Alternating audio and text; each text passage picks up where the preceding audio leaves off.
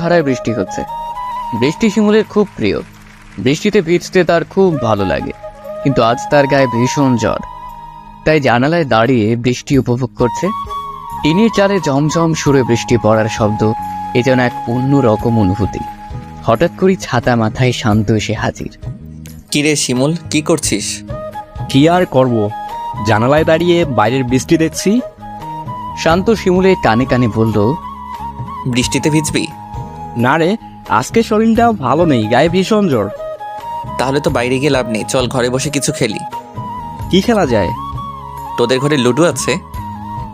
আছে তো। তাহলে চল বসে লুডো খেলা যাক। এরপরই দুজনে মিলে বসে পড়ে লুডো খেলতে।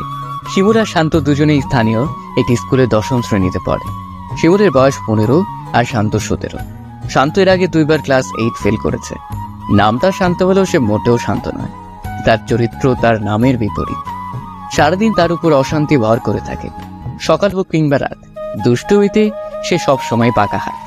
লুকিয়ে মানুষের ঘরের চালে ঢিল মারা, এলাকার বোকা ছেলেদের পেছনে লাগা, খামাখাই কারো সাথে ঝগড়া বেঁধে দেওয়া, রাতে ভূত সেজে মানুষকে ভয় দেখানো, এগুলো তার জন্য খুবই সাধারণ ব্যাপার। এলাকায় তাকে নিয়ে সমস্যার শেষ নেই। তার নামে নালিশ শুনতে শুনতে তার মা হাঁপিয়ে গেছেন। একমাত্র ছেলে, বাবা বিদেশ থাকেন। তার মায়ের আদরে এক প্রকার বাদর তৈরি হয়েছে সে। শিমুল আর শান্তর মধ্যে বয়সের তফাৎ থাকলেও দুজনেই খুব ভালো বন্ধু। পুকুরে গোসল করা, দূরে বেড়াতে যাওয়া, মাঠে খেলতে যাওয়া, সব কিছুতেই দুজন একসাথে থাকে। শান্তর গায়ের রং অতটা ফর্সা মনে না হলেও চেহারায় একটা মায়াবী ভাব রয়েছে। এছাড়াও তার আরো একটি গুণ রয়েছে, সে যে কাউকে সহজেই আপন করে নিতে পারে। কি যে জাদু তার দুই ঠোঁটে! তার মিষ্টি কথার ছলে পাষাণ হৃদয়েও প্রেমের ফুল ফোটে। শিমুল আর শান্ত লুডো খেলছে, আর বাইরে বৃষ্টি ঝরছে তো ঝরছেই। বৃষ্টি কমার কোনো নাম নেই। হঠাৎ করে শান্তর মা শান্তকে ডাক দিলেন। এই শান্ত, কই গেলি? শান্ত আসছি মা বলে লুডো খেলা রেখে উঠে চলে গেল। শান্ত চলে যাওয়ায় শিমুলেরও মন খারাপ হয়ে গেল। এরপর শিমুল ঘুমিয়ে পড়ল। ঘড়িতে তখন দুপুর 12টা। ঘন কালো মেঘের আড়াল থেকে উকি দিল দিনের সোনালী সূর্য। চারদিকে ঝলমলে রোদে মেঘে ঘর পুরোটাই কেটে গেল। শান্ত আবারও এলো শিমুলের বাড়িতে। এসে দেখলো সে ঘুমিয়ে গেছে। শিমুলকে ঘুমিয়ে দেখে শান্ত শিমুলকে না ডেকে চলে গেল। এরপর সে ছুটে চলল খোলা মাঠের দিকে। চঞ্চল স্বভাবের শান্ত এক জায়গায় বসে থাকতে ভালো লাগে না তার। সকাল থেকে বৃষ্টি হওয়ায় মাঠে কেউ তেমন একটা আসেনি। শান্ত আবারও বাড়ি ফিরে এলো। গোসল শেষ করে দুপুরে খাবার খেয়ে কিছুক্ষণের জন্য ঘুমিয়ে গেল। বিকেলে ঘুম থেকে উঠে ফ্রেশ হয়ে আবারও মাঠের উদ্দেশ্যে রওনা হলো সে। গ্রামের পশ্চিম কোণে বিশাল একটি মাঠ। সেই মাঠে বিকেলে জড়ো হয় এলাকার সব ছেলেপেলে। সবাই মিলে খেলাধুলা করে। সন্ধ্যা হলেই আবার বাড়ি ফিরে। আজকেও শান্ত সহ এলাকার সকল ছেলে মাঠে খেলাধুলা করছিল। যখন সূর্য পশ্চিম আকাশের ঢলে পড়ল, চারদিক থেকে ভেসে এলো আল্লাহু আকবার সুরে আজানের ধ্বনি। পাখিরা যখন নেড়ে ফিরে আনন্দের গান গাইছিল, শান্তরা তখন খেলাধুলা বাদ দিয়ে যার যার ঘরের উদ্দেশ্যে রওনা হলো। শান্ত সাকিবের সাথে সাকিবের বাড়িতে গেল, কারণ সে কিছু অঙ্ক বুঝেনি। সাকিব সেগুলো তাকে বুঝিয়ে দেবে। জনশূন্য এক বিশাল মাঠের উপর দিয়ে এঁকে বেঁকে চলে গেছে রাস্তা। রাস্তার দুধারে সবুজ ধানের ক্ষেত। সাকিব আর শান্ত সেই পথ ধরেই হেঁটে চলছে। আধা ঘন্টা হাঁটতে হাঁটতে সে পৌঁছে গেল সাকিবদের বাড়ি। সেখানে যাওয়ার পর তারা দুজনে মিলে নাস্তা করলো। শান্ত মাকে ফোন করে জানিয়েছে যে সে সাকিবের বাড়িতে আছে, ফিরতে দেরি হবে। নাস্তা করার পর দুজনে মিলে পড়তে বসলো। সাকিব শান্তকে ভালো করে অঙ্ক বুঝিয়ে দিল। এরপর শান্ত যখন বাসায় ফিরতে যাবে, তখনই সাকিবের মা তাকে থামিয়ে বললেন, এসেছে যখন রাতে খেয়ে যাও বাবা। সাকিবও তাকে অনেক জোড়াজোড়ি করতে লাগলো। তাঁদের কথা মতো শান্ত সাকিবের বাড়িতে গেল। রাতে খেয়ে দে যখন বাসায় ফিরবে তখন ঘড়িতে রাত 10টা। গ্রাম এলাকা, এখানে রাত 8টা মানে গভীর রাত, সেখানে রাত 10টা মানে তো নিশি রাতের সমান। সাকিন শান্তকে এগিয়ে দিতে চেয়েছিল, কিন্তু জবাবে শান্ত বলল, আমাকে এগিয়ে দিয়ে ফেরার পথে তুই তো কাপড় ভিজিয়ে দিবি, বাদ দিয়ে আমি একাই যেতে পারবো, আমার অভ্যাস আছে। এই বলে শান্ত সাকিবদের বাড়ি থেকে বেরিয়ে এলো।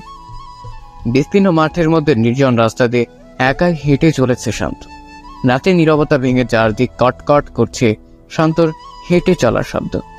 মাঝে মধ্যে দূর থেকে শেয়ালের ডাক শোনা যাচ্ছে। হঠাৎ করেই গাছের মগডালে কি যেন নড়ে উঠল। শান্ত ভয় পেয়ে গেল।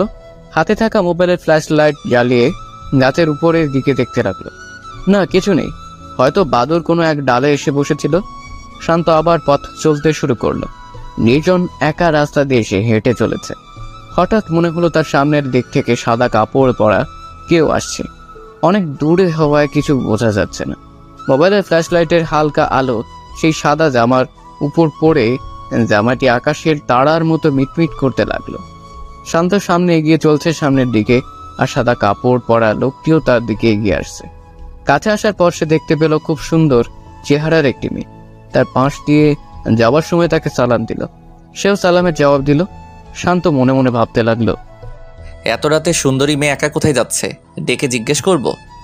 মেয়েটির সাথে কথা বলার জন্য সে পেছন ফিরে তাকালো, কিন্তু এ কি, মাত্র কয়েক সেকেন্ডের ব্যবধানে মেয়েটি উধাও। আশপাশে কোনো বাড়ি নেই যে সেখানে মেয়েটি যাবে। তাহলে এত তাড়াতাড়ি মেয়েটি গেল কোথায়? শান্ত আর কিছু না ভেবে আবারও হাঁটতে লাগলো। খানিকক্ষণ পরেই একটা হাসির শব্দ, খুবই সুন্দর হাসির শব্দ। এত সুন্দর করে কে হাসে? শান্ত চারদিকে তাকায়, না, কাউকে দেখা যাচ্ছে না। হয়তো শোনার ভুল। শান্ত পথ চলতে শুরু করলো। আবারও সেই হাসির শব্দ। শান্ত দাঁড়ালো, সেই সাথে হাসিটাও থেমে গেল। না, শান্ত আর সাহস রাখতে পারছে না। সে দৌড়াতে শুরু করলো। বাড়িতে যখন ফিরল তখন রাত 10:20 বাজে। শান্তর মা শান্তকে হাঁপাতে দেখে বললেন, কি রে, হাঁপাচ্ছিস কেন? শান্ত মাকে সব খুলে বলতে গিয়েও আবার থেমে গেল। খাওয়া মা চিন্তা করবেন, তারপর বলল, না মা, তেমন কিছু না, বেশি রাত হয়ে যাচ্ছে দেখে দৌড়ে এসেছি, তাই একটু হাঁপিয়ে গেছি আর কি। শান্তর মা শান্তকে ভাত বেড়ে দিতে চেয়েছিলেন, তখন শান্ত বলল, মা, আমি সাকিবদের বাড়ি থেকে খেয়ে এসেছি। আর আমি তো তোর জন্য অপেক্ষা করছি, তুই এলে একসাথে খাবো বলে। কি আর করার ইচ্ছে না থাকা সত্ত্বেও মায়ের সাথে আবার খেতে বসলো। খাওয়া দাওয়া শেষ করে নিজের বিছানায় গিয়ে শুয়ে পড়ল সে। মাঝরাতে হঠাৎ ঘুম ভাঙল শান্তর। পুরো ঘর জুড়ে মিষ্টি ফুলের গন্ধ। কেউ একজন তার মাথায় হাত বুলিয়ে দিচ্ছে। কে হতে পারে? মা। কিন্তু দরজা তো বন্ধ, মা কিভাবেই ঘরে আসবে? শান্ত ভালো করে হাতে স্পর্শ বোঝার চেষ্টা করলো।